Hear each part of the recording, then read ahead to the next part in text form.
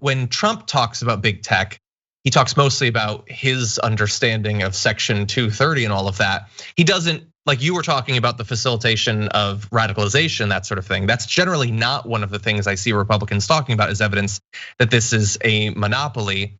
And I also don't see them saying, like I believe Elizabeth Warren was a year or two ago, that we should literally be breaking them up. Is this an area where the Republicans being so focused on this means that maybe there could be a bipartisan approach to doing something about that? What might the limits of that be?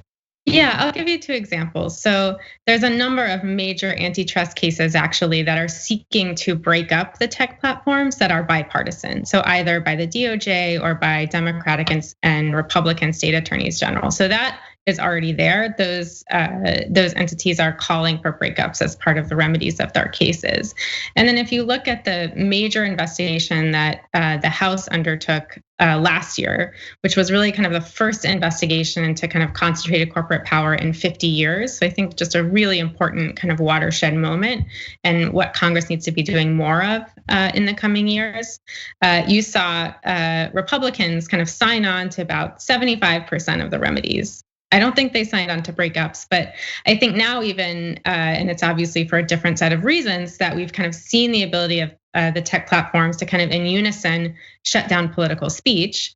That power over our kind of communications networks online, I think has probably brought more Republicans into the, tech is too big and there's no democratic accountability and who says they can set the rules of who can speak online and who can't. And that's a problem that our democratic institutions need to solve in the same way that we've solved it for the post office and other forms of communications, but not obviously online. And finally, you said that you want both a quick and aggressive approach to this. What could that look like under Biden? Is it pursuing targeted, splitting up of companies? Are there other things that you or the organization would like to see pursued?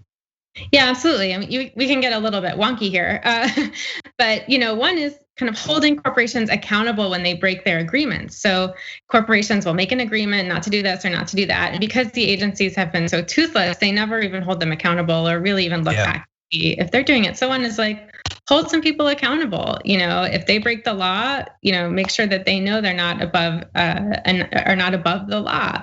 I think we want to see them bring big, bold, aggressive antitrust cases. That's another. We want to see them write rules, which they have the authority to do, but they don't, to protect workers in a variety of ways that kind of fall under antitrust laws. So there's just a whole kind of world of policy and a whole giant kind of toolbox of tools that can help promote democracy, that can help give workers more power, that can support small businesses, and that can help communities with their own kind of independent economic development that Democrats have not used since before the Reagan era. So let's pick all of those back up again and start putting them into practice. That's our goal.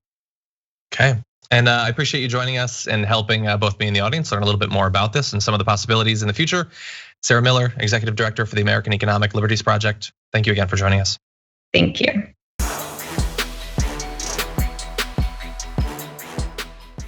Check out the Damage Report podcast each day, wherever you get your podcasts, whether Pocket Casts or Stitcher or iTunes. You can join me as I give you the news and stories you want, with a range of co-hosts and interview guests jumping in on the fun each day.